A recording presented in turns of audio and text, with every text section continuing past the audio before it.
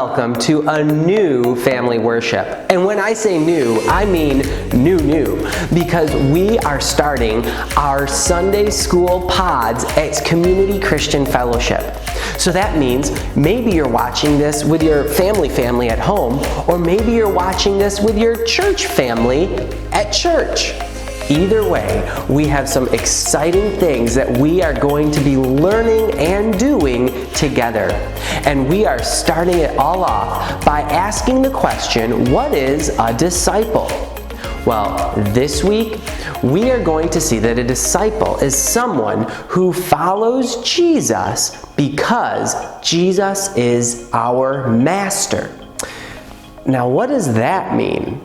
To a lot of different people, it means a lot of different things. Well, we are going to go to a special news report to find out what it means that Jesus is our master. So, stay tuned in and let's find out more.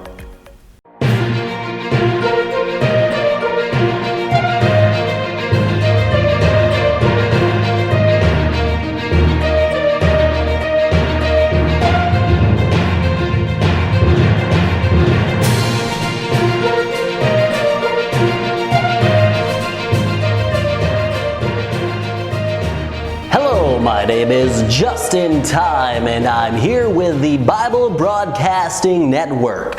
Tonight we have a special for you. It's on a group of people who have been following this man named Jesus and calling him their master. Now, to dig into this a little deeper, the first question we are going to be asking is, what is a master? And for that, on the scene, we're going to go to Tim Burr, who has a specialist with him. Tim? Tanya, talk to the makeup person, okay? They completely botched my makeup again today, and I'm glistening. Hello, this is Tim Burr here. Thank you, Justin. And I am here with L.F. Bett, and he is a definitions specialist. Is that right? Is that right, L? That's right, Tim. I was the reigning spelling bee champion for 14 years in my school. So if you need a definition, I'm the guy. Wow, Al, that is a stunning accomplishment. Now, where did you go to school again? Oh, I was homeschooled. Okay, no worries. Al, we are discussing the matter of what the word master means. Could you shed any light on that for us today? Certainly. A master is one who is in charge of a group or to be in charge of all things. For example, Jesus is master, who is Lord and King. Al, did you just read that from your phone? Yes, I did. Is there a problem with that? Well, Al, I'm just saying, I could have done that. I rearranged my schedule for 3 weeks to get a hold of you, and I could have just looked up on my phone what the it doesn't matter. All right. Well, there you have it, Justin. Master, someone who is in complete control and in charge.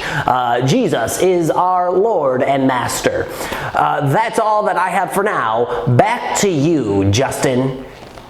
Tanya, remind me to talk to our booking agent, okay? We really got some problems. Thank you, Tim. Well, now we have a better understanding of what the word master means, but it's time to look more closely and understand really why people were following Jesus. I mean, certainly there must have been something more special about this man.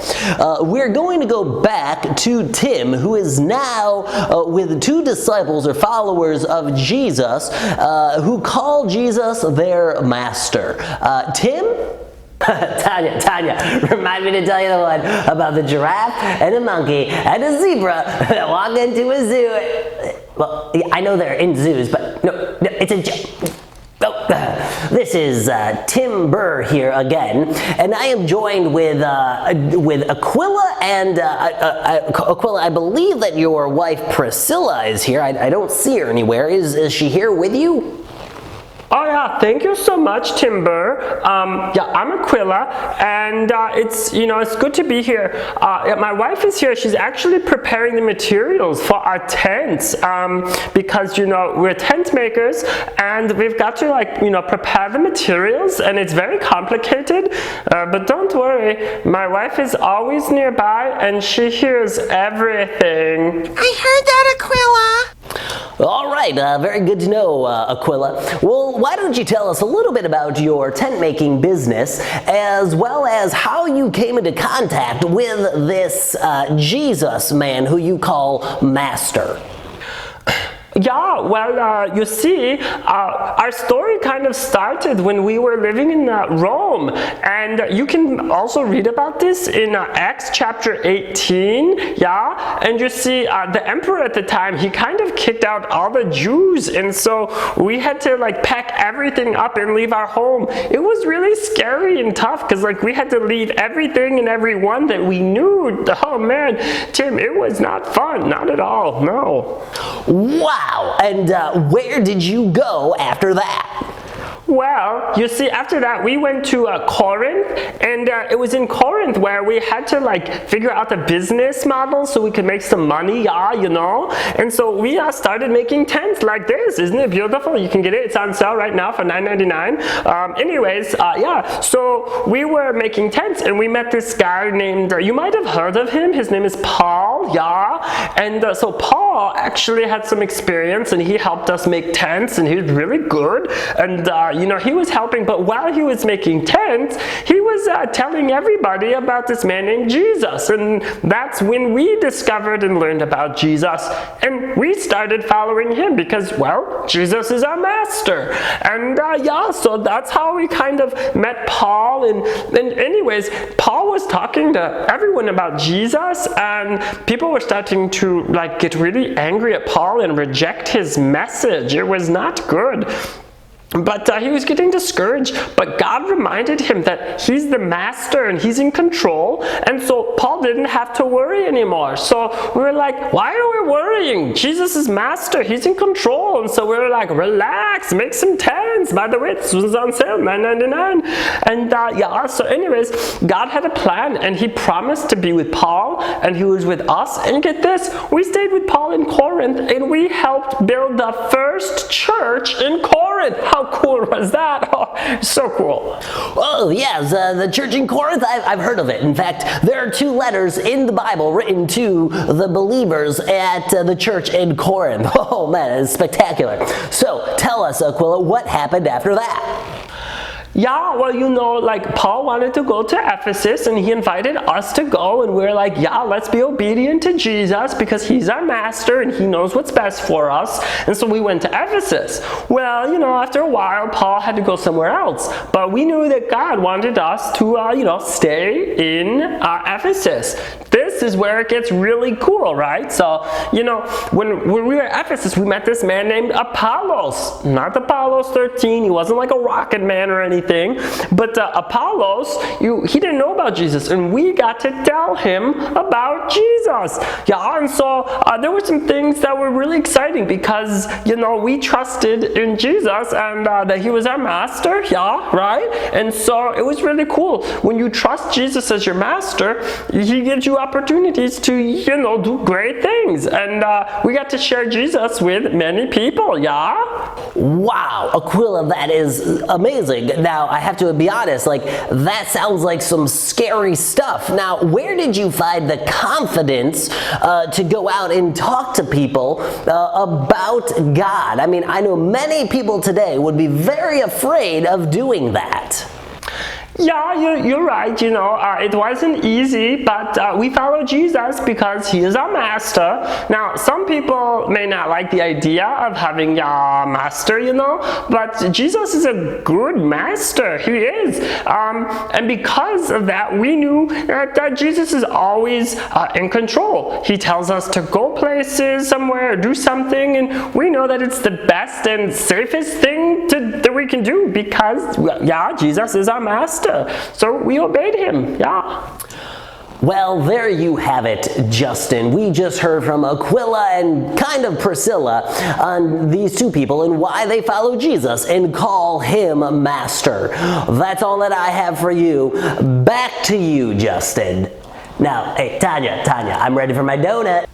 Thank you, Tim. God used Priscilla and Aquila in great ways because they trusted in him as their master. And they were willing to go wherever God led them. Even though Paul says that there were times where it was very risky and dangerous. But they knew that God was good and he was a good master who would protect them and be with them. God calls us today to obey him and to follow his lead and to trust him as our master. He promises that no matter what happens, he'll always that we'll always have the Holy Spirit to guide us and to lead us and strengthen us. We serve the living God, the master over all things. I want to thank you for tuning in today on our special on the Bible Broadcasting Network. I'm Justin Tyme, and we will see you again.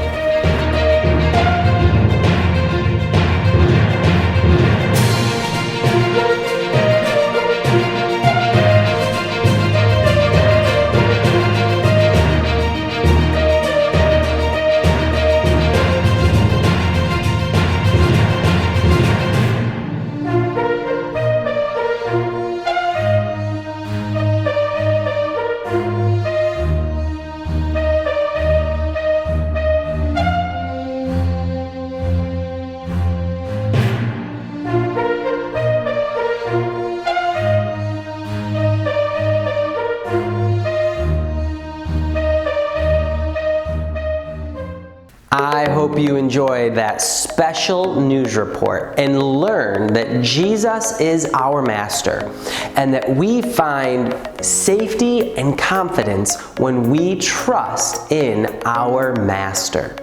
Well, we're going to play a little game today, and it's called Building Together, and it's a competition. What you're going to need is about 30 plastic cups or paper cups. You're going to divide them into two piles of 15, and then one team on each side of the room with the cups next to you. When somebody says go, the first person in line on a team will pick up a cup and drop it and put it in the center of the room. Go back to your team, say good job, and then the next person is going to pick up another cup, bring it to the center of the room. The goal is to build a tower with your cups, and you've got 2 minutes to do it. So go ahead and play the game Building Together and see who can build the biggest cup tower in 2 minutes. Go have fun.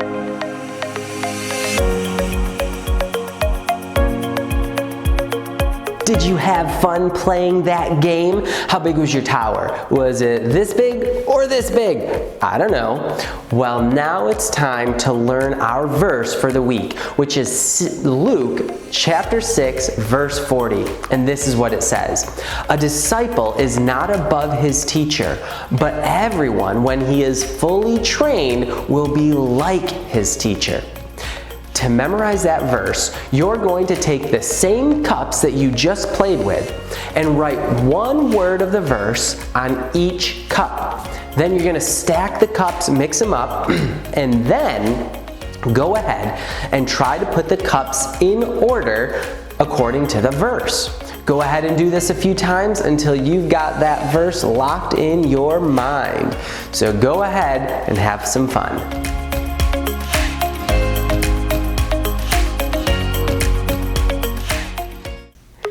Today, we talked all about what it means to be a Jesus follower, and that Jesus followers follow Jesus because he is our master.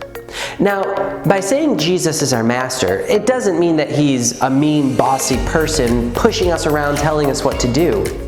Rather, it means that he is in control and he knows what's best for us, so he directs our paths.